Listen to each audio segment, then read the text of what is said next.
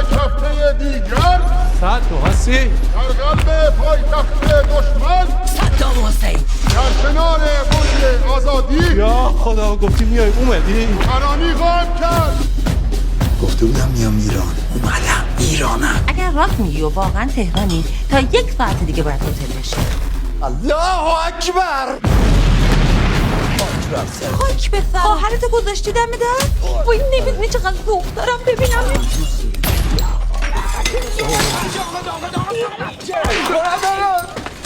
خوبی علیمه جون؟ مگه میذارن خوب باشی؟ ماچت کرده. بیا ببوس. بیا. باز که ماچت کرده. ایو میگم خفنا. صورتت ماتیکیه. خودت ای ماچ میکن. آقا کجا؟ یه بالا.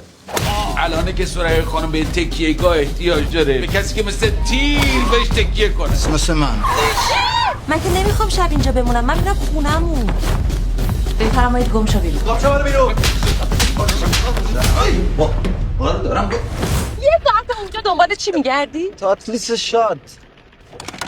وای چی هم هست؟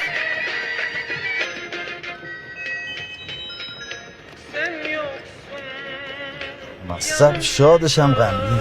صدام همکنون در سینماهای سراسر کشور.